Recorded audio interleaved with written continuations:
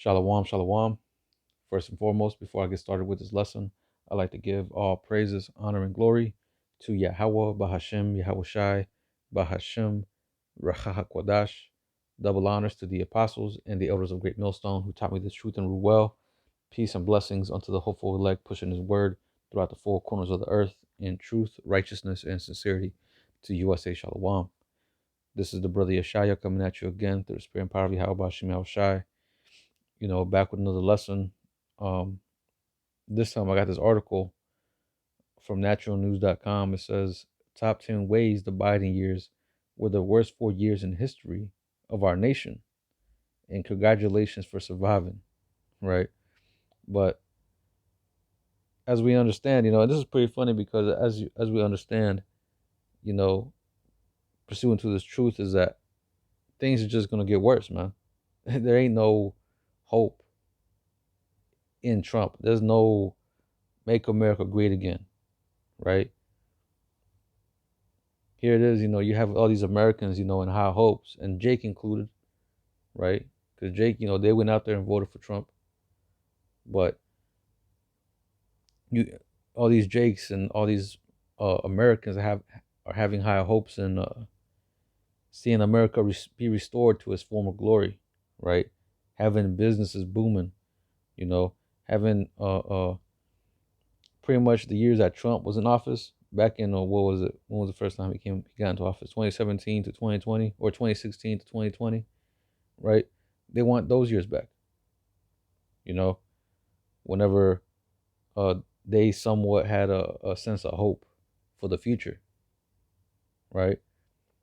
But let me get something real quick. Let me get this. First Thessalonians 5 and verse 3, it says, "For when they shall say peace and safety, then sudden destruction cometh upon them, as travail upon a woman with child, and they shall not escape." You see, they're promising you safety, they're promising you peace, right? Prosperity. You're gonna be able to, if you have a business, right, and your business is gonna be able to start flourishing now. Now that Trump is back into office, he's gonna do what he does to make the economy come back stronger, right? Jobs are gonna open up, right? We're gonna get rid of these immigrants, stop all this crime and all this and that. We're gonna clean America up and restore it. But as we know in the scriptures say, there's no healing of thy bruise. Speaking about Babylon, America, right? The scriptures also say, how's it go? Let me get it. Let me just pull it out. Let me see. How's it go? Bear with me.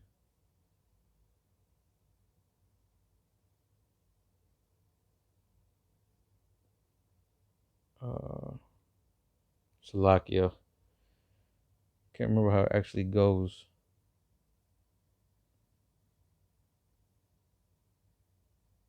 Okay.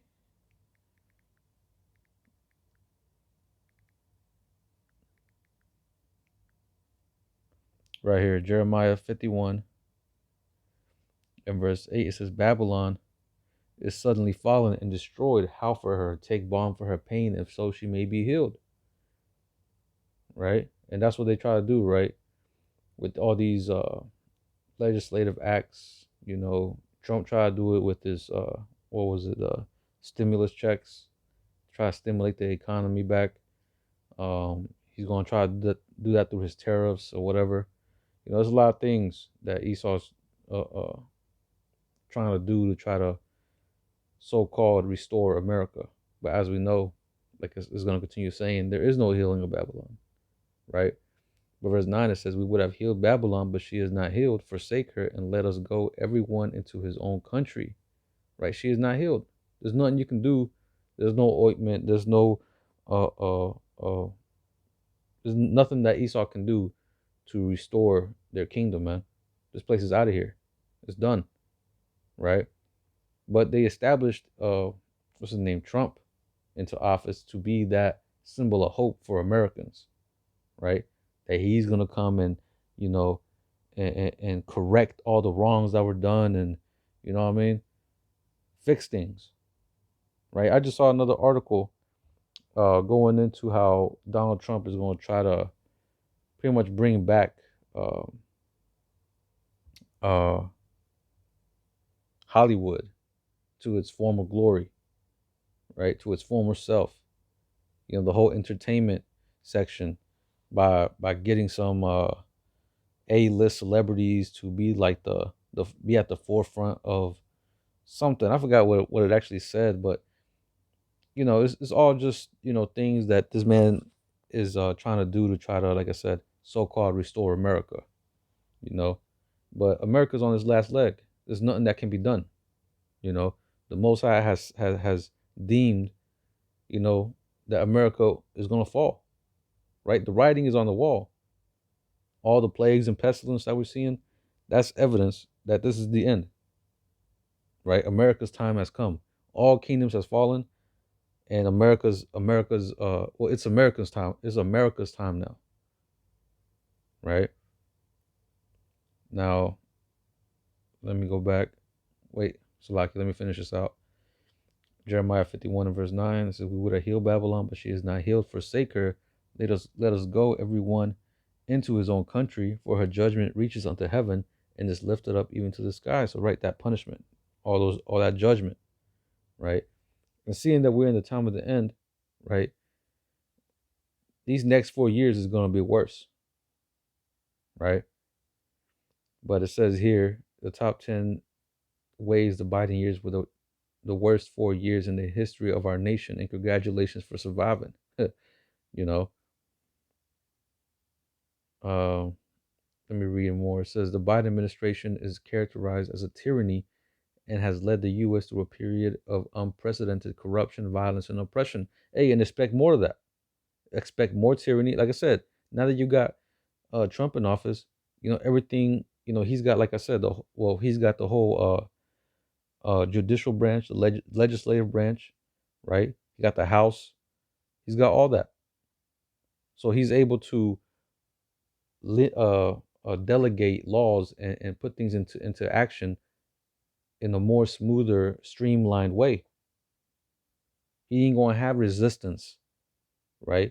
They ain't gonna have to argue in the Senate for 5 months and then uh, uh, argue at the House, you know, representatives for this amount of time. No, things is gonna go in a more speedier process, man.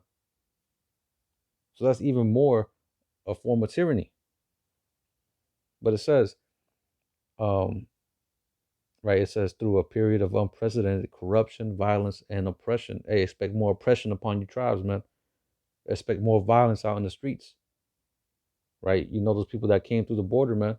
A lot of them people were are sleeper cells, and I'm not talking about, you know, Jake. I'm talking about, you know, these sleeper cells that are coming from these other countries like Russia, Iran, Syria, right? China, India, right? Corruption is a lot of corruption, you know, in Esau's government, you know, what they call the deep state, right?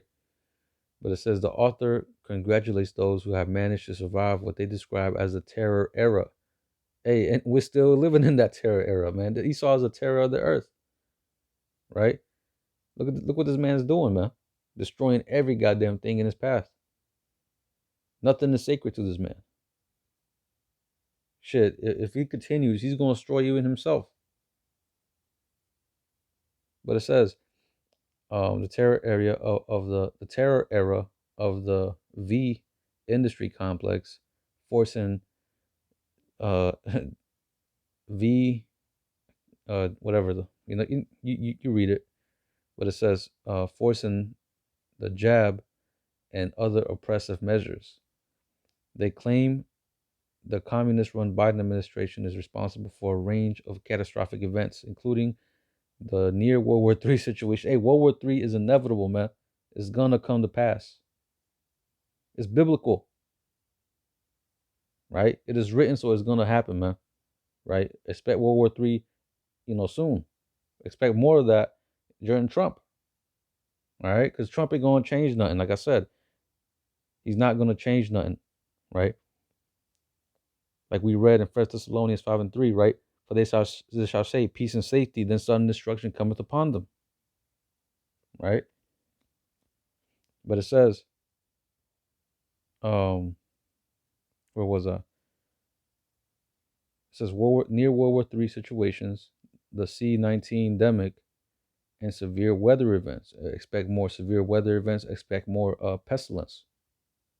You have various pestilences going around right now. They can just instantly, call that a demic, or what they call the the demic, and shut everything down again, right? But it says the text also accuses the administration of destroying American values, institutions, infrastructure through various means, including election fraud, censorship, and the promotion of ideologies like DEI and CRT. Well, censorship, hey, that's going to continue to happen, right? You have these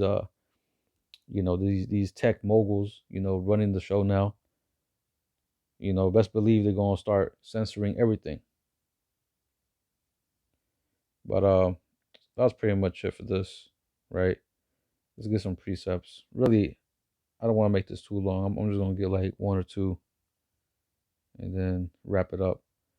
But this is 2nd Ezra 16 and verse 14. It says, behold, the plagues are sent and shall not return again until they come upon the earth. The fire is kindled and shall not be put out till they consume the foundation of the earth. Right? So the plagues are sent, man. Right? The prophets are out here prophesying about those plagues. What does the scripture say? In Amos 3 and 7, the Most High did not let me get it. Salakia. Let me just go ahead and get it. Amos 3 and 7. Surely the Lord power will do nothing, but he revealeth his secret unto his servants the prophets. When you read this in the NIV, it's even more plain. It says, surely the sovereign Lord does nothing without revealing his plan to his servants the prophets. You see? So before he does anything, he reveals it unto his servants. And his servants go out and proclaim it. Give out that warning, right? Those prophets being the watchmen, right? Watchmen blow the trumpet. Okay? But it says, going back, 2nd Ezra 16 or 16, it says, like as an arrow which is shot of a mighty archer returneth not backward, even so the plagues that are sent shall be, Salakia, even so the plagues that are sent, bear with me, Salakia, had a little something going on. But it says, 2nd Ezra 16 and 16, like as an arrow which is shot of a mighty archer returneth not backward, even so the plagues that shall be sent upon the earth shall not return again, right? Because ultimately the Most High's word will accomplish which the Most High sent it out to do, right? And the Most High has the judgment prepared for America, and it's going to come to pass. But it says,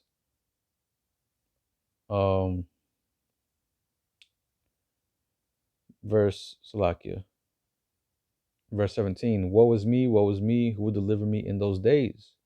The beginning of sorrows and great mourning, the beginning of famine and great death, the beginning of wars, and the power shall stand in fear, the beginning of evils, and what shall I do when these evils shall come? Right? So this is just the beginning, right? We're entering the beginning stages of this, man. Things is gradually getting worse and worse and worse. You know what I mean? Things ain't getting better. Okay? So these next 4 years, expect to see more of the same. Worse. You know what I'm saying? More death, right? More explosions. People like watching action movies. Well, you're about to experience an action movie. Horror movie, action movie, motherfuckers like going to the movie theaters watching that. Hey, you're about to see it in real life. You're gonna live it. All right. But it says, verse 19, behold, famine and plague. Okay, never mind. That was it. I'm gonna close it off with this. Ezekiel 7 In verse 5 it says, thus saith the Lord power, and evil, and only evil, behold, is come, and end is come, the end is come. It watches for thee, the end is come. See, and that's all that's coming. It's evil. Evil upon evils, man. Expect that. Ain't no hope. Ain't no only hope we got is in Yahweh Bashim Yahushai. Right? Deliverance, salvation. That's what we're hoping for. We hope for America to be destroyed. Everybody out here that's hoping for America to be restored, for America to bounce back, you know, have a future here, y'all gonna be severely disappointed. And it's crazy to me because Jake be having crazy faith when it comes to Esau's system, but when it comes to Yahweh Bashim Yahushai, they're weak. But that just shows you, man, these are the same motherfuckers that were during the time of Moses that wanted to go back into Egypt, man. Here it is, they saw all this, man. They saw everything, but yet they'd rather go and stay in Egypt. They'd rather go back. They witnessed the miracles, man. The chariot was among them.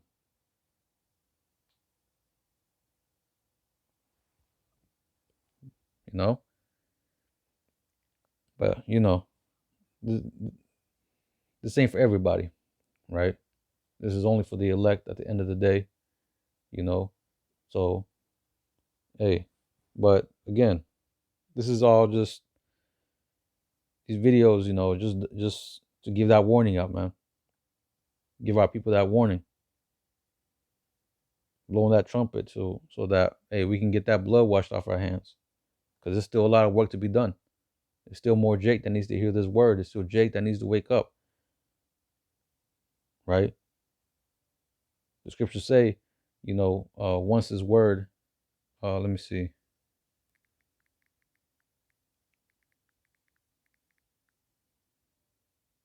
Matthew 24:14, it says, and this gospel of the kingdom shall be preached in all the world for a witness unto all nations, and then shall the end come. Right? So, hey,